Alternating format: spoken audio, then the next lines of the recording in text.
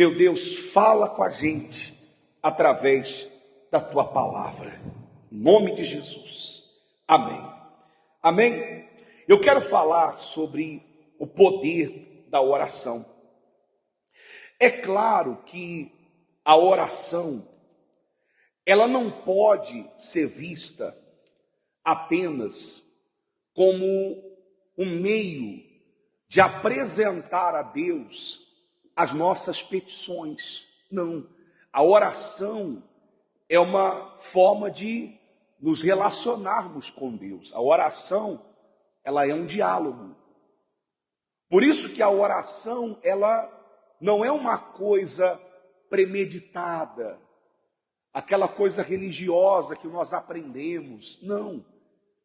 Jesus, quando ele fala sobre a oração, Jesus nos ensina que quando nós orarmos, não devemos fazer como os hipócritas, que oram com vãs repetições de palavras, são cansativos, e oram com repetições de palavra, como se pela insistência ou pelo muito falar serão atendidos. Mas Jesus nos ensina a orar de maneira a expressar aquilo que realmente está dentro do nosso coração. Então, a oração, ela é poderosa.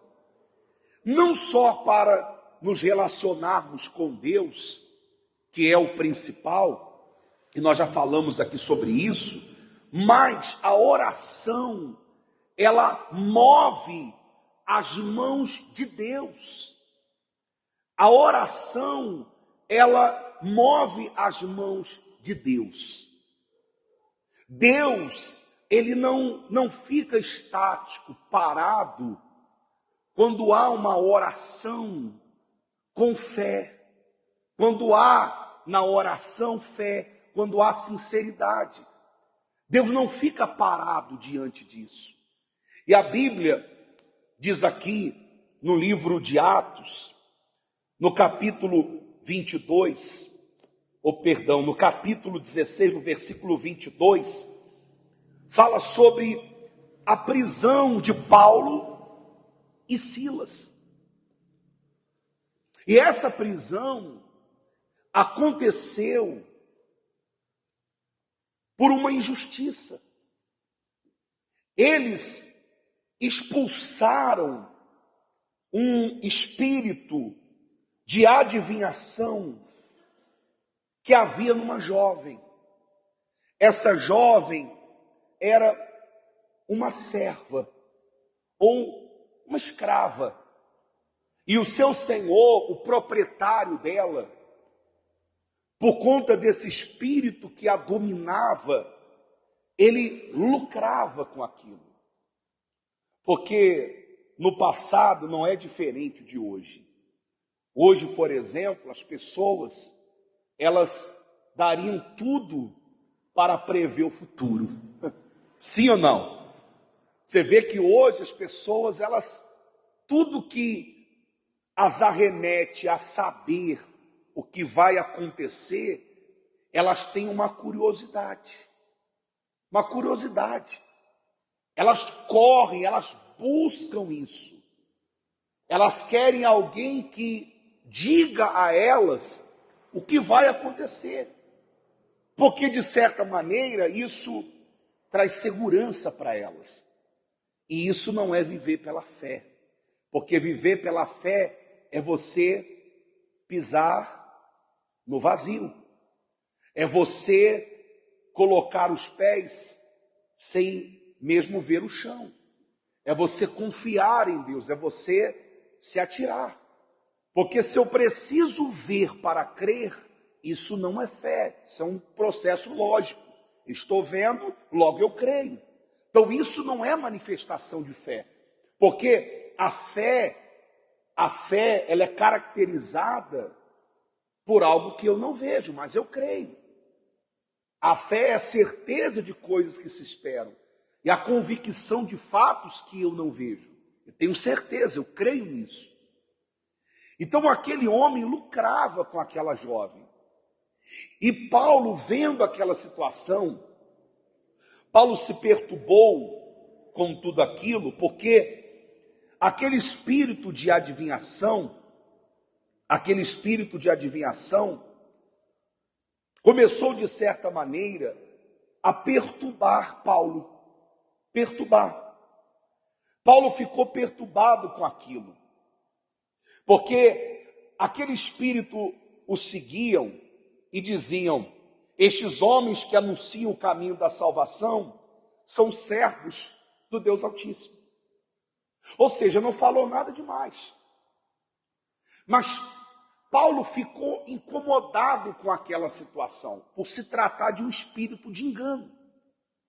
E ele expulsou aquele espírito, vendo o homem que toda a esperança de lucro acabou, aquele homem ficou indignado, revoltado. E se levantando contra Paulo e Silas, os acusaram de incomodar a cidade e lançaram eles numa prisão. Então eles estavam naquela prisão não porque eles cometeram um crime. Eles não estavam ali porque eles fizeram algo errado. Não.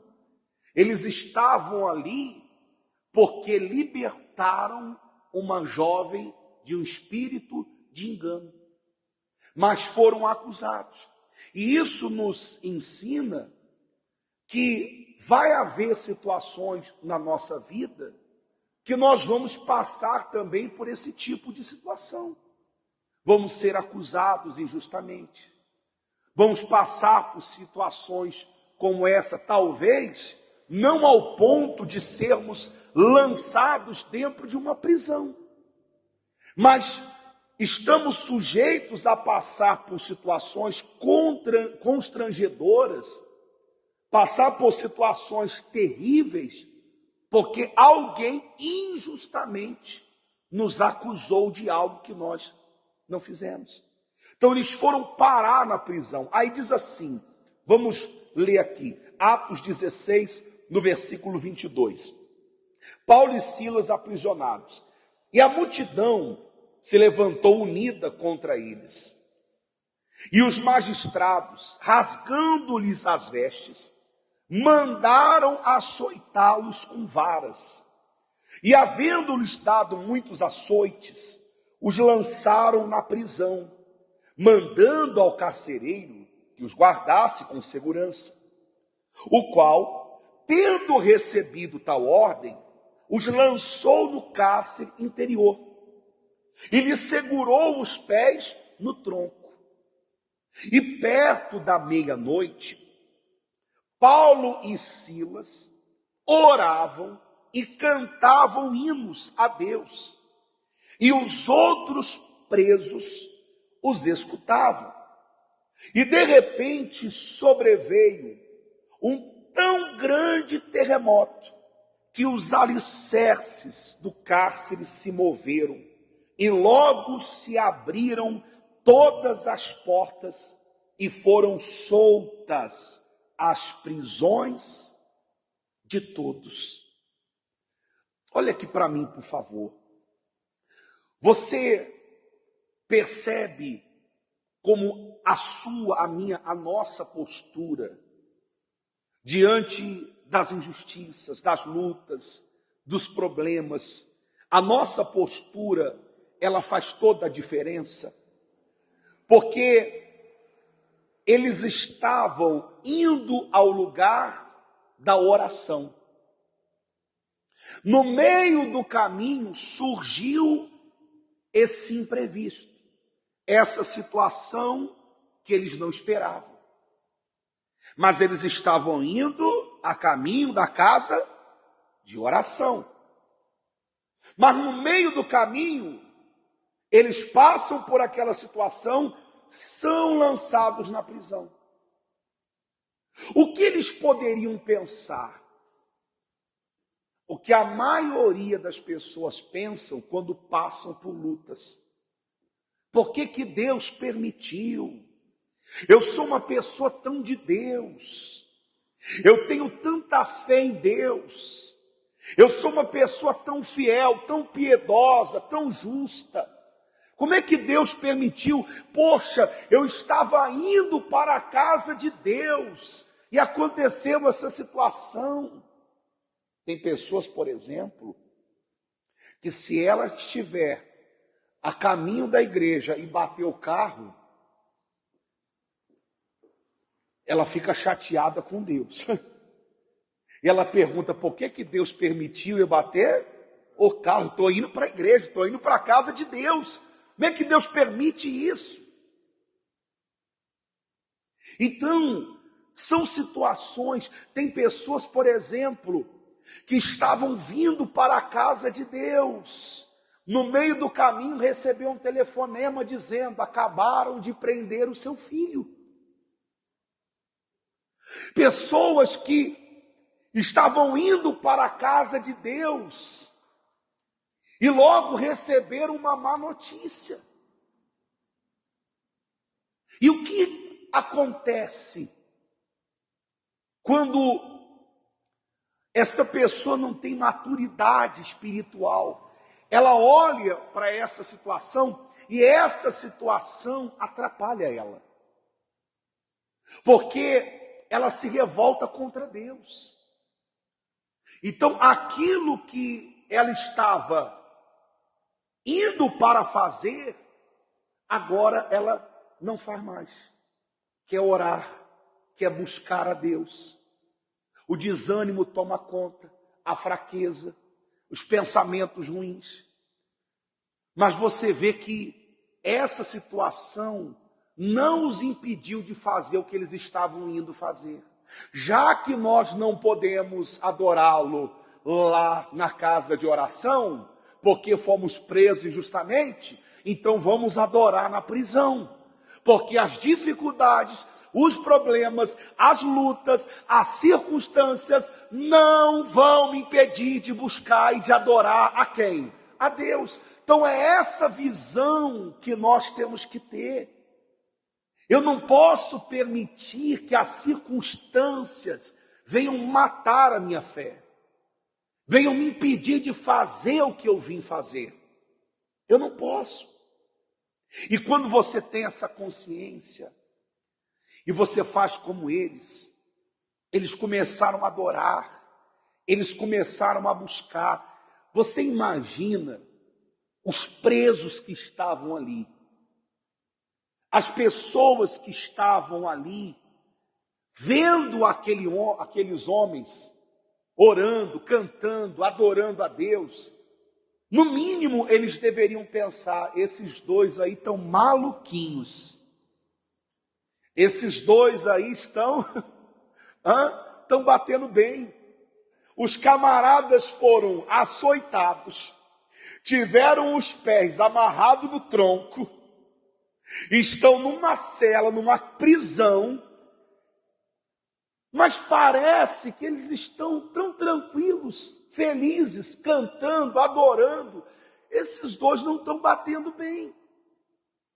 E é isso que acontece quando você caminha pela fé, pelo que você crê, não pelo que você está vendo. As pessoas olham para você e logo elas começam a pensar, meu Deus, mas o que está acontecendo com fulano? Ela está passando por um turbilhão de problemas. Parece que ela não está bem. Eu acho que ela está sofrendo com uma crise.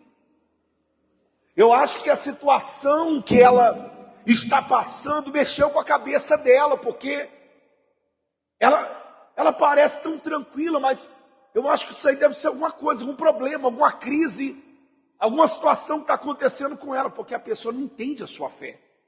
Como é que pode uma pessoa estar passando pelo que está passando, mas está confiante, segura, alegre, feliz, calma, tranquila? Era assim que eles estavam, adorando, buscando, louvando, confiando. E de repente, Deus fez acontecer ali um terremoto que sacudiu os alicerces daquela prisão. Eles se moveram, vieram abaixo, e logo as cadeias se despedaçaram, se abriram. Todos foram soltos. Quer dizer, um sobrenatural aconteceu. E é isso que acontece quando você, na dificuldade, você ora.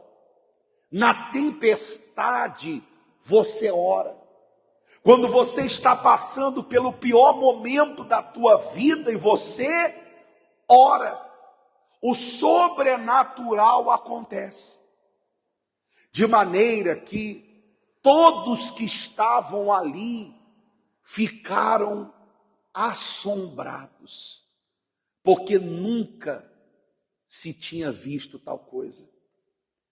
Quando você ora, o sobrenatural acontece. E as pessoas que estão à sua volta vão olhar para a situação que Deus vai fazer na sua vida, ou o livramento que Deus vai te dar, ou o impossível que Ele vai fazer, e essas pessoas não vão entender absolutamente nada. O carcereiro chega ao ponto de atentar contra a própria vida, por medo de ser responsabilizado pelo que aconteceu. E quando ele está ali prestes a tirar a sua vida, Paulo e Silas falam: não faz isso. Diz aqui assim no versículo 27, e acordando o carcereiro, e vendo abertas as portas da prisão, tirou a espada e quis matar-se, cuidando que os presos já tinham fugido. Mas Paulo clamou com grande voz, dizendo: não te faças nenhum mal, que todos aqui estamos. E pedindo luz, saltou dentro, e todo trêmulo prostrou-se ante Paulo e Silas, e tirando-os para fora, disse: senhores, que é necessário que eu faça para ser salvo? E eles disseram: crê no Senhor Jesus Cristo e serás salvo, tu e a tua casa. E lhe pregavam a palavra do Senhor, e a todos que estavam em sua casa. E tomando-os ele consigo naquela mesma hora da noite, lavou-lhes os vergões, e logo foi batizado, e ele e todos os seus. E levando-os à sua casa, lhe pôs à mesa. Alegrou-se de que com toda a sua casa havia crido em Deus. E sendo já dia, os magistrados mandaram quadrilheiros, dizendo: soltai aqueles homens. E o carcereiro anunciou a Paulo estas palavras, dizendo: os magistrados mandaram que vos soltassem. Agora, pois, saí e ide em paz. Mas Paulo lhes replicou: açoitaram-nos publicamente, e sem sermos condenados, sendo homens romanos, nos lançaram na prisão. E agora, encobertamente nos lançam fora? Não será assim, mas venham eles mesmos e tiram-nos para fora. E os quadrilheiros foram dizer aos magistrados essas palavras, e eles temeram, ouvindo que eram romanos. Olha aqui para mim, por favor. É isso que acontece quando você ora. Há uma reviravolta. As coisas mudam. Você vê que esses homens, com a atitude deles, esses homens salvaram uma família toda. Salvaram uma família toda. Que vendo o que aconteceu, creram. A ponto do carcereiro se prostrar diante deles e dizer assim: meu Deus do céu, que coisa que é essa? Que coisa linda é essa? Eu nunca vi isso em toda a minha vida. Como é que eu faço para ser salvo? Como é que eu faço? Eu quero esse Deus de vocês. Como é que eu faço? Você tem noção disso? E Paulo fala para ele: olha, crê no Senhor Jesus Cristo e será salvo tu e a tua casa.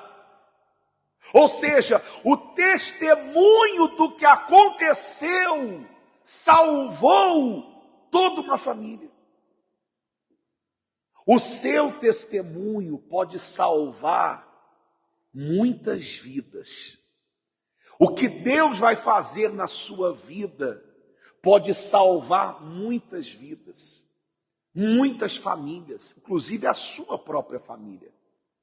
Então não deixe de orar, não deixe de confiar em quem? Em Deus, nos momentos difíceis. E você vê, olha aqueles homens, a preocupação deles, eles estavam ali e pareciam não ter nenhuma preocupação com eles. A preocupação deles foram orar, adorar a Deus e pregar palavras para aqueles. Amém? Falar, anunciar a eles, a Jesus. Anunciar a eles a salvação. Pense nisso. Num momento difícil, ore. Tá tudo bem? Ore. Tá tudo mal? Ore também. Ore em todas as circunstâncias. Fique em pé, por favor, que nós vamos orar. Amém? Nos colocamos, meu Pai, diante da Tua presença, meu Deus. E não são as circunstâncias, as dificuldades que vão nos impedir de orar, de buscar a Tua face, de adorá-lo, meu Deus. Não são as lutas que vão neutralizar a nossa fé, que vão nos parar. Não, meu Pai, porque a nossa confiança, a nossa esperança está em Ti, meu Pai. E nós sabemos que o Senhor não falha, que o Senhor ouve a nossa oração, que o Senhor atende o nosso clamor, meu Pai. Então inclina, Senhor, os Teus ouvidos e ouça a nossa oração, meu Pai. Oh, meu Deus, assim como o Senhor enviou um terremoto, meu Deus, que sacudiu os alicerces daquela prisão, meu Deus, envia um terremoto para sacudir a vida desta pessoa e colocar, meu Deus, abaixo as cadeias espirituais que aprisionam esta pessoa ao vício, a uma doença, ao medo, à incredulidade, à dúvida, à incerteza, à insegurança. Meu Deus, quebra as cadeias, os grilhões. Meu Pai, quebra todas as cadeias. Liberta, meu Deus, a família. Liberta o filho. Liberta, meu Deus, o marido, a esposa. Liberta esta pessoa que está dentro de uma prisão, não de uma cadeia física, não, mas de uma prisão espiritual. Ela está presa, meu Pai. Liberta ela, quebra as cadeias, em nome do Senhor Jesus Cristo, meu Pai. Agora levante as tuas mãos e adore a Deus. Isso, adore a Deus, busque a Deus. Fala para Ele, meu Pai, o Senhor é tudo para mim, o Senhor é a minha força, o Senhor é a minha segurança, o Senhor, meu Deus, é a minha maior riqueza, meu Pai, é o meu bem mais precioso, meu Deus. Eu preciso da Tua presença, eu preciso, meu Pai, do Teu Espírito. Então vem sobre a minha vida agora, vem sobre o meu ser, vem encher a minha alma da Tua presença, de gozo, de alegria. Meu Pai, fortaleça a nossa fé, renove as nossas forças, meu Pai. Não nos deixe esmorecer, não nos deixe tropeçar, desviar para a direita ou para a esquerda, mas nos ajude a manter a retidão nos Teus caminhos. Oh, meu Pai, perdoa os nossos pecados, Meu Deus, lava a nossa alma, limpa a nossa alma através do sangue do Senhor Jesus. Nos purifica, ó Deus, de toda imundícia, de toda sujeira, de toda contaminação espiritual, e salva-nos, ó Deus. Nós somos gratos ao Senhor. Obrigado, meu Deus, pela tua misericórdia. Obrigado, meu Deus, pela tua presença. Obrigado, meu Deus, por tão grande salvação. Obrigado, meu Senhor, por ouvir a nossa oração. Te louvamos, te bendizemos, te engrandecemos. Aleluias, aleluias, aleluias. Santo é o teu nome, meu Pai. Em nome do Senhor Jesus, entregue a sua vida a Ele agora. Entregue a sua vida a Jesus. Se lance diante dEle. Isso, lance sobre Ele a sua vida, seus medos, suas inseguranças, suas ansiedades, preocupações. Isso, lance sobre Ele, aleluias. Te adoramos, meu Pai, te louvamos, meu Senhor. Obrigado, Senhor. Meu Pai, nós entregamos a nossa vida nas tuas mãos. Receba a nossa vida, meu Pai, em o nome do Senhor Jesus Cristo. Amém. E graças a Deus.